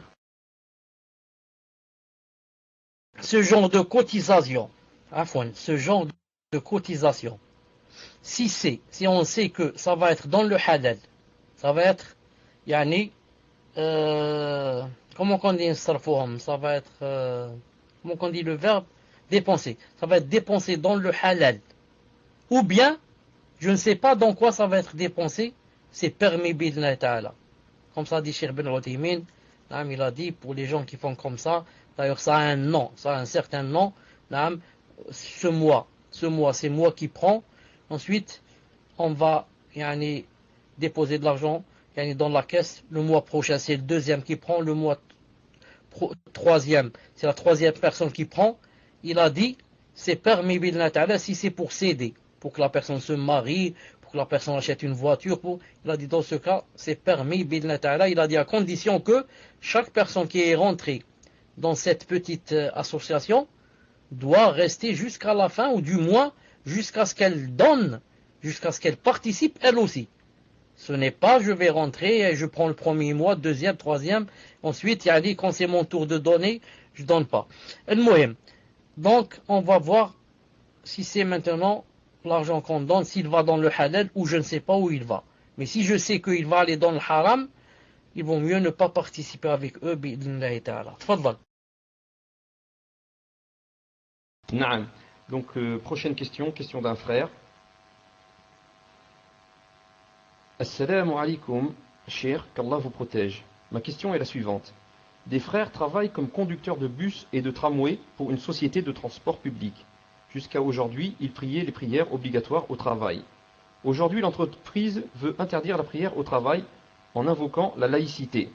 Beaucoup de frères qui ont peur de se faire licencier parlent de prier assis ou de rattraper les prières le soir. Allahu al-musta'an. Nous demandons au shir quel comportement adopter et y a-t-il des facilités qui sont permises dans ce genre de situation? Ceux qui d'entre eux, ils vont prier assis, bien, surtout ceux qui vont laisser les prières jusqu'au soir, ceux-là sont des gens qui n'ont pas de confiance en Allah Azza wa Jal. Ils n'ont pas placé leur confiance en Allah Azza wa Jal et ne sont pas certains et sûrs, ils n'ont pas la conviction que le rizq vient d'Allah Azza wa Jal. Je leur fais un petit rappel en leur invoquant le hadith du prophète sallallahu alayhi wa sallam qu'a cité Cheikh Al-Albani dans Sahih Al-Jami' rahimahullah, il a dit authentique, que le prophète sallallahu alayhi wa sallam a dit que le rizq, vous savez ce que c'est le rizq, la subsistance, le rizq, l'argent qui te vient, la paix qui te vient, tout ça. Il a dit alayhi salam, le rizq, inna rizqa, court derrière la personne autant que la mort court derrière la personne. Dans un autre hadith, plus que la mort ne court derrière la personne. Est-ce que quelqu'un peut s'enfuir de la mort? C'est pas possible. Allah Ta'ala dit inna al-maut tafirruna minhu fa innahu mulaqikum. Il a dit la mort de lui fuir, vous allez la rencontrer en face de vous. Mulaqikum, c'est pas elle va vous attraper par le dos. Non, tu vas courir car elle est en face de toi. Il a dit le risque court derrière toi, plus que la mort ne court derrière. C'est-à-dire que jamais le risque que Allah Ta'ala a écrit à toi, en ton nom, ne peut y aller. Ne peut se perdre, si je puis dire. Donc, je ne sais pas moi comment j'accepte de faire les grands péchés et de laisser la salade jusqu'à ce qu'on son heure sorte, et ensuite, par peur de quoi? Par peur de risque, qu'on m'enlève ma paye et qu'on me licencie. J'accepte d'être licencié si c'est pour que je prie à l'heure.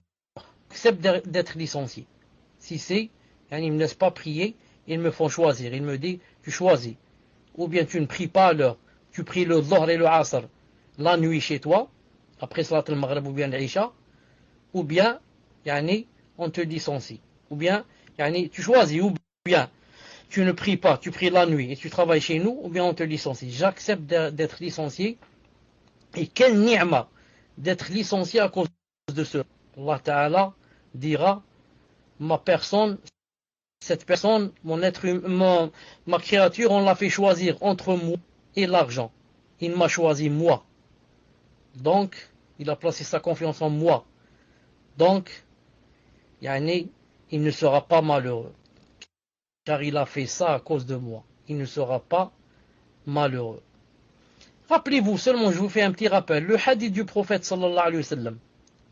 Man fatathu al-asr, habita anhu.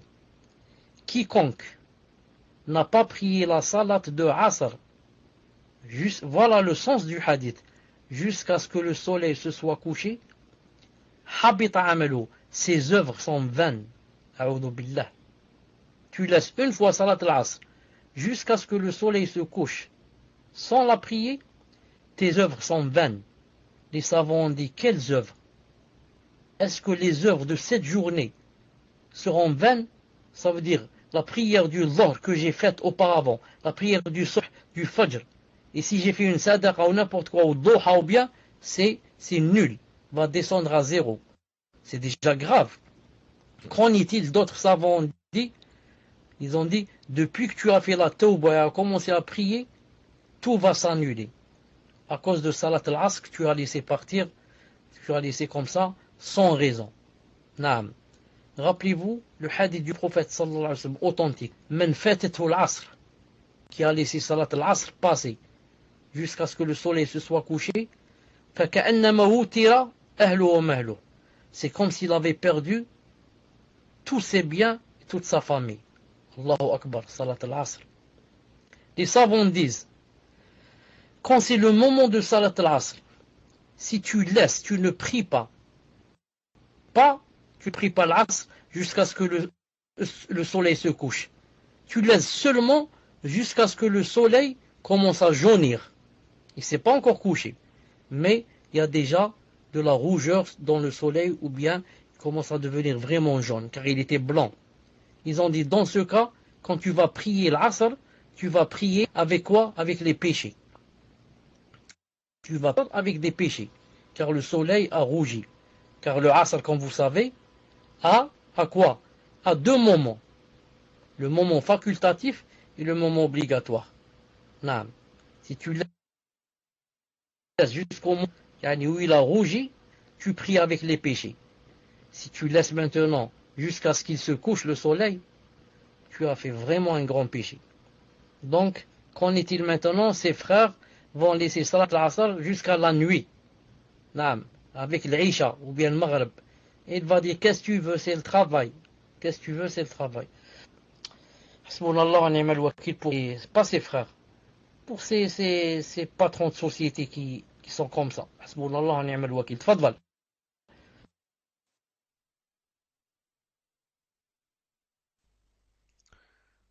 Non, mes chers, donc, Allahu Alam, ça sera la dernière question pour ce soir.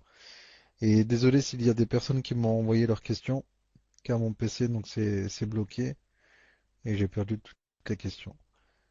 Question d'une sœur chère. Euh, Elle dit, ma question concerne le sujet où vous aviez parlé d'un ange qui est envoyé au 4e mois de grossesse pour insuffler l'âme, qui montre au fœtus toute sa vie qu'il passera dans la dunya. Est-ce qu'on peut dire que lorsqu'on vit un moment qu'on a déjà vécu, ce moment peut être expliqué par le fait que l'ange montre dans l'utérus de la mère la durée de vie et les œuvres? Y a-t-il un dalil pour expliquer ce phénomène? Tfadal Cheikh. Inch'Allah, si tu peux m'expliquer la question, je ne l'ai pas comprise. En fait, cher, ça vous est peut-être déjà arrivé. Parfois, vous vivez une scène, et vous avez l'impression d'avoir déjà vécu ce moment. Vous vous retrouvez dans un endroit ou avec une personne, dans des circonstances, et vous avez l'impression, le sentiment d'avoir déjà vécu cela. Allahu alam, si ça vous est déjà arrivé. Et elle demande en fait si ce phénomène peut être lié par rapport au fait que l'ange, lorsque le fœtus est dans l'utérus de la mère, est-ce que ça peut être lié au fait que l'ange lui montre ses œuvres qu'il accomplira fait dunya? Allahu alam, si vous avez compris, cher. Tfadal. Non, je n'ai pas très bien compris la question, mais sa fonction c'est quoi? C'est d'écrire seulement. D'écrire. C'est-à-dire que,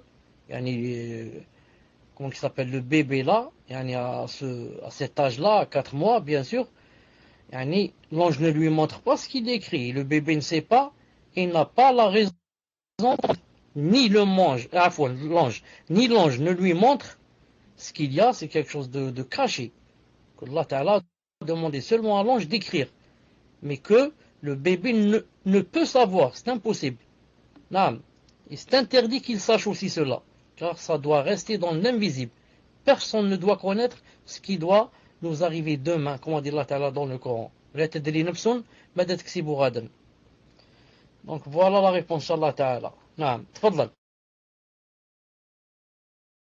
Salam alaikum, question d'une sœur.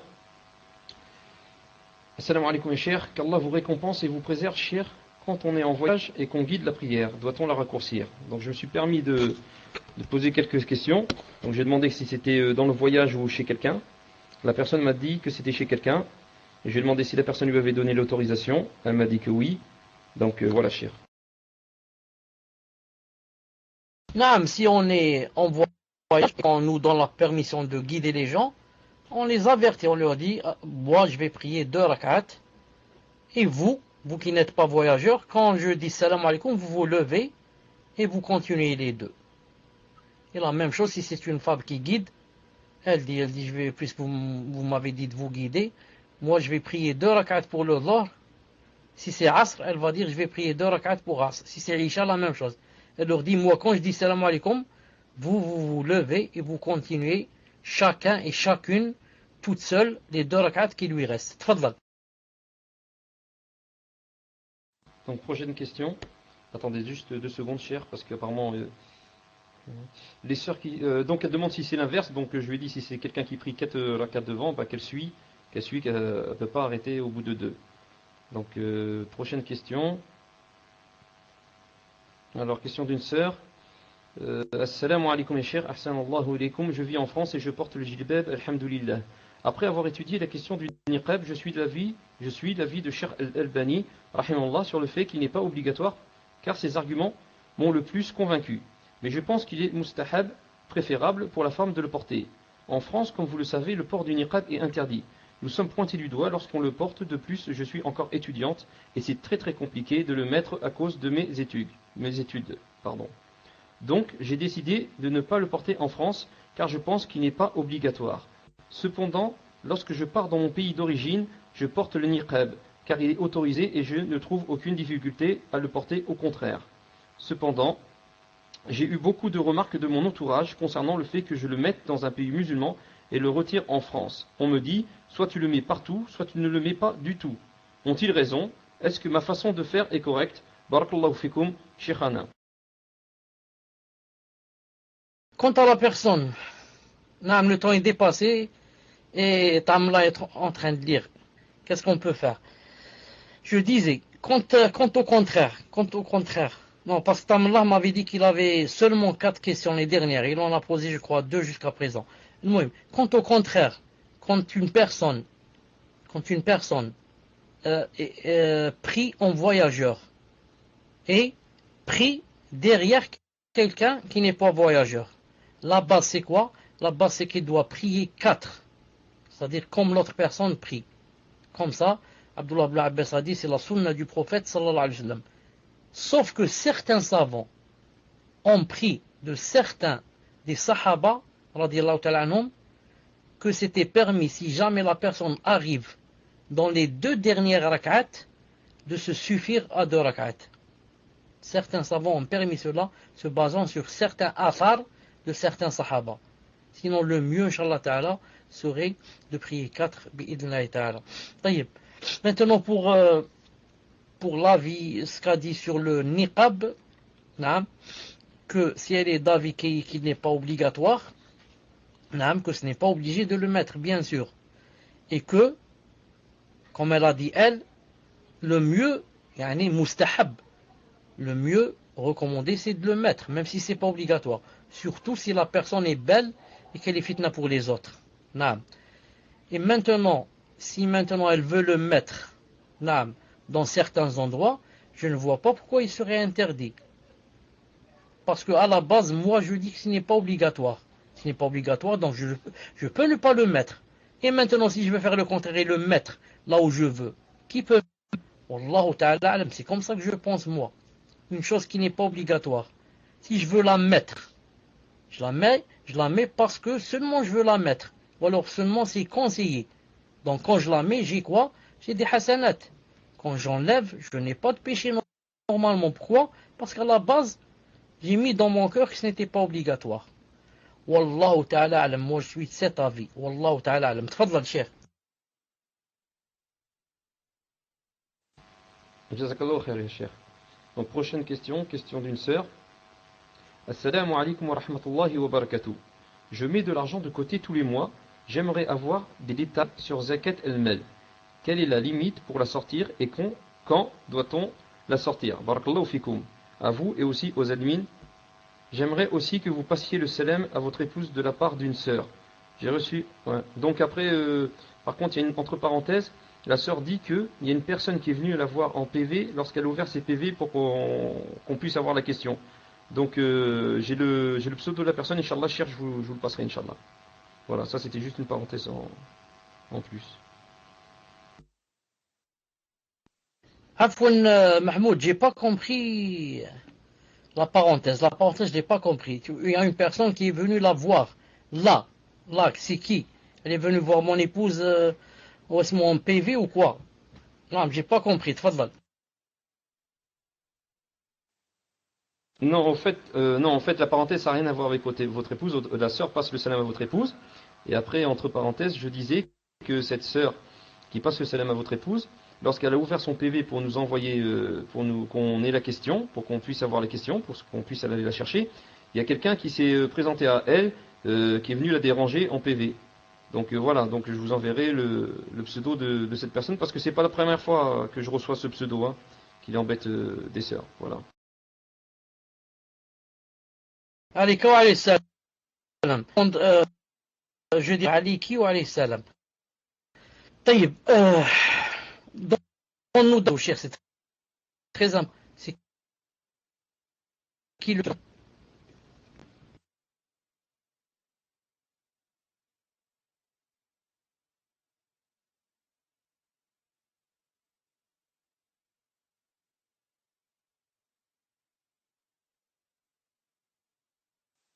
Donne-nous le pseudo, barakallahu fik.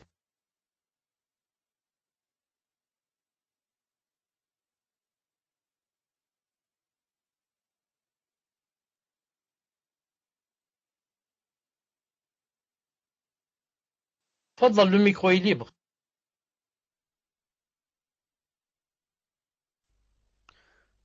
Non, cher, concernant ce que vient de dire Ta'an Allah, par rapport au fait que les sœurs ouvrent le PV pour qu'on vienne récupérer la question.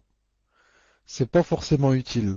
Pour qu'on vienne récupérer la question, il suffit que la personne nous ajoute dans sa liste de contacts, et une fois qu'on a récupéré la question, elle nous supprime. Comme ça ouvre le PV qu'aux admins.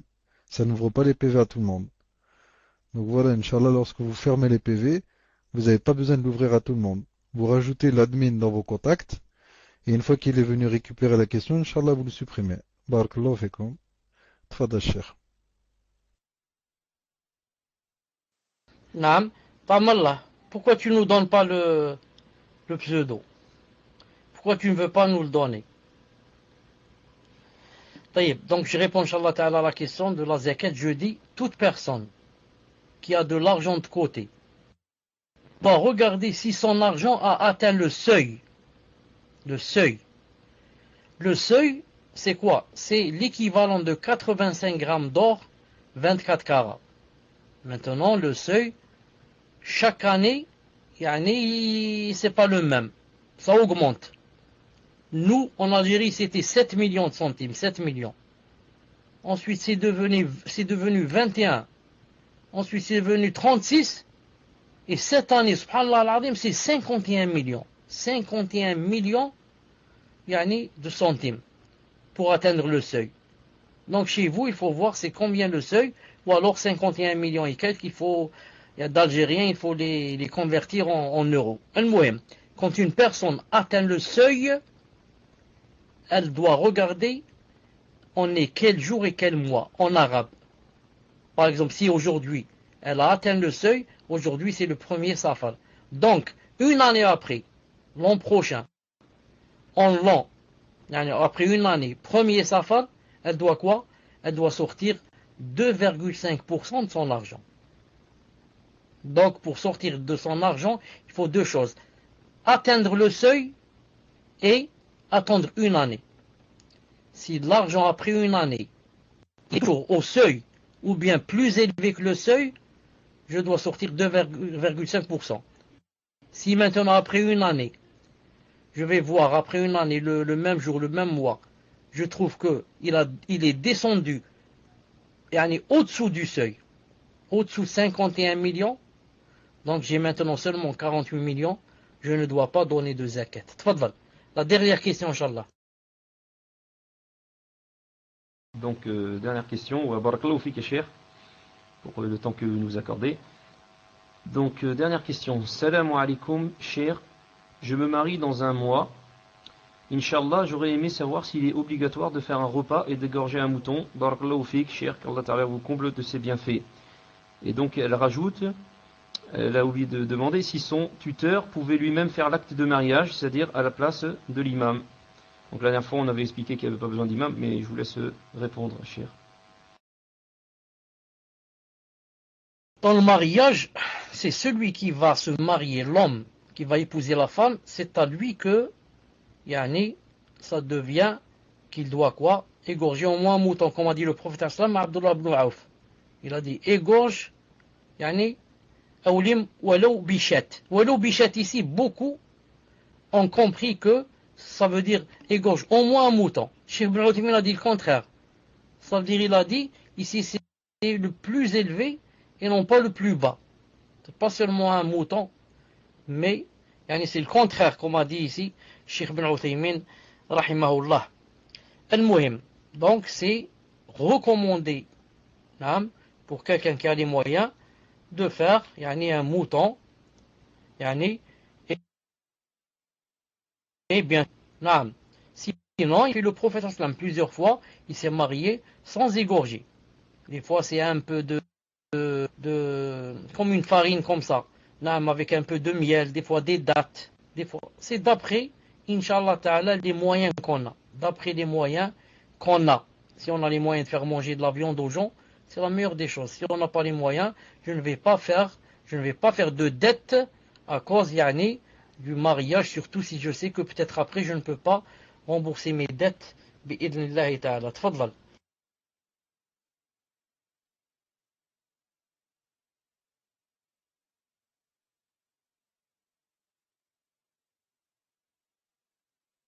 Tu avais posé aussi une question avec cette question, Ta'amallah.